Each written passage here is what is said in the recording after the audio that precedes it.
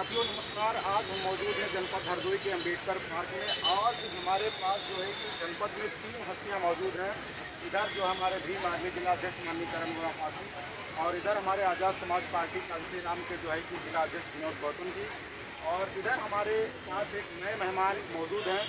फिलहाल इनसे भी परिचय नहीं पूछेंगे कि जल्द सर आपका परिचय क्या है, और आज जो एक ये मुद्दा चल रहा है, वर्तमान सरकार जो स्कूलों को बंद कर रही है, उस पर आपका क्या सुझाव है?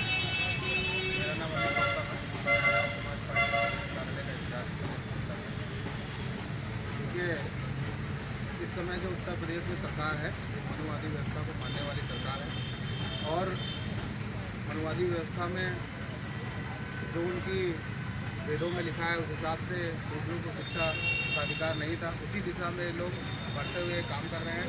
बाबा साहब ने शिक्षित बनों का नारा दिया था, और हमारे लोग जो इतने सालों में शिक्षित होकर आगे आए, आज अपने मताधिकारों के लिए लड़ाई लड़ रहे हैं। तो ये जान चुके हैं कि आज इनके लोग शिक्षित होकर आगे आ रहे हैं, इसलिए स्कूलों को बंद करके शिक्षा पर प्रहार करके हमारे लोगों को वापस गुलामी की तरफ, अशिक्षित करके गुलामी की तरफ ले जाने की प्रक्रिया में काम किया है। लेकिन हम लोग मजबूती से इसकी मुखालफत कर रहे हैं। हम लोग यहाँ पे आज इकट्ठा हुए थे। हम लोगों ने सीएम साहब को ज्ञापन दिया है कि ये जो स्कूलों को बंद करा जा रहा है, मर्जर की जो कोशिश की जा रही है, वो आर्टिकल 21 जो है हमारा शिक्षा का अधिकार, उसका सीधा सीधा उल्लंघन है।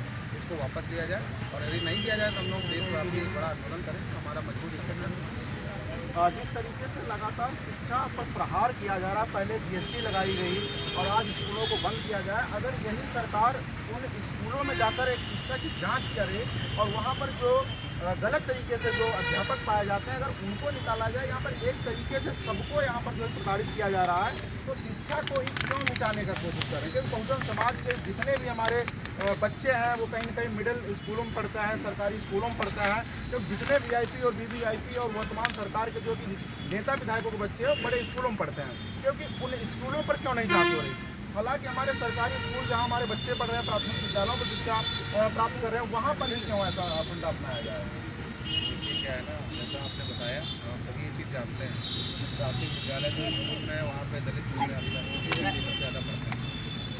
उनके बच्चों को शिक्षा से वंचित करने के लिए नियोजन के नियम के तहत ये कार्य किया जा रहा है। पूरा संयोजित कार्यक्रम है। इसीलिए दलित पिछड़े आदिवासी के जो बच्चे हैं उनसे शिक्षा के अधिकार को छीना है।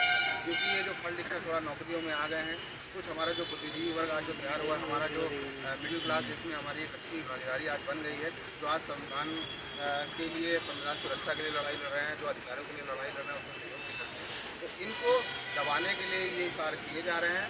और इसके थ्रू इसके आगे का आकलन आप करिए, जब 27,000 स्कूल बंद किए जाएंगे, उसके बाद नौकरियां नहीं आएंगी। जो 27,000 जो अभी जो टीचर हैं, उनको कहीं और पे एडजस्ट किया जा रहा है। जब अभी कहेंगे एडजस्ट किया जा रहा है, फिर बाद में कहेंगे हमारे पास जगह नहीं है, फिर इनको हटा दिया जाएगा। तो ये सोची समझी प्रक्रिया है कि इनके नौकरियों से भी इनको हटाने की प्रक्रिया। ये जो शिक्षित वर्ग के लोग हैं, जो पढ़ लिख कर नौकरियों में जा रहे हैं, तो इनको दूर करने की प्रक्रिया है। वापस इनको गुलाम बनाने के लिए ये सरकार जो है काम कर रही है। इसी दिशा में लोग काम कर रहे हैं। जो आरएसएस की विचारधारा है उसको स्थापित करने के लिए लोग काम कर रहे हैं। लेकिन हम बाबा साहब अम्बेडकर, भीमराव अम्बेडकर जी को मानने वाले लोग हैं। हम लोग फूले साहब अम्बेडकर को मानने वाले लोग हैं। हम लोग समता समता समता समानता, बंधुत्व और भाईचारे को मानने वाले लोग हैं। हम लोग बहुजन हिताय बहुजन सुखाय की विचारधारा को मानने वाले लोग हैं। हम लोग इनकी मुखालफत हमेशा से करते आए हैं और करते रहेंगे। हम लोग अपने हक अधिकारों की लड़ाई को जो लड़ रहे हैं उसको लड़ते रहेंगे। संसाधन, इस देश में जितने भी संसाधन, इसमें सभी की भागीदारी को सुनिश्चित करना हमारा काम है। और जो ब्राह्मणी व्यवस्था इस देश में है, छुआछूत की व्यवस्था है, जो ऊंच नीच की व्यवस्था है, इसको ध्वस्त करके हम समता समानता बंधुत्व भाईचारे पर का स्थापित एक राज्य जो है इस देश में स्थापित करना चाहते हैं। जिसके लिए हम सभी लोग संघर्ष कर रहे हैं। हमारे नेता संघर्ष कर रहे हैं, हमारे भीम आर्मी के साथ भी संघर्ष कर रहे हैं, हमारे आज़ाद समाज पार्टी नेता संघर्ष कर रहे हैं। हम सभी लोग इसके लिए कार्यरत हैं। हम लोग बहुत जल्दी देश में और उत्तर प्रदेश में बड़ी अच्छे से चुनाव लड़ने वाले हैं। जो 27 में चुनाव होगा, 26 में अभी हमारे जिला पंचायत चुनाव होगा, इसमें हम लोग बड़े एक अच्छे मार्जिन के साथ जीतेंगे। और इस उत्तर प्रदेश की सरकार में, सत्ता में हम लोग भागीदारी लेंगे। और पहली कैबिनेट में मैं आपको बता देता हूँ, ये 5,000 स्कूल बंद कर रहे हैं। और ये 5,000 स्कूल को बंद कर रहे हैं, इनको लग रहा है कि 5,000 स्कूल बंद करके हमारे लोगों को शिक्षा से वंचित कर देंगे। पहली कैबिनेट में हमारी सरकार जब आएगी तो हम 5 लाख स्कूल खोलने का काम करेंगे। आपके माध्यम से मैं मैसेज देना चाहता हूँ मुख्यमंत्री योगी आदित्यनाथ जी को और उत्तर प्रदेश सरकार को, आरएसएस के लोगों को कि आप 5000 स्कूल बंद करेंगे, हम 5 लाख स्कूल खोलेंगे। आप जो गरीब और पिछड़े वंचित वर्ग के लोगों को नौकरियों से हटा रहे हैं, जो बैकडोर से एंट्री देके अपने लोगों को भर रहे हैं, एनएफएस और का जो खेल आप लोगों ने चला रखा है, हम अपने लोगों को चिन्हित करके हम लोग इनको नौकरियां देंगे। जो बैकलॉग भरा खाली पड़ा है उसको हम लोग पहली कैबिनेट में भरने का रेजोल्यूशन लाएंगे, उसको भरने के लिए हम लोग तैयार करें। हमारे समाज के युवा पढ़े लिखे तैयार हुए हैं।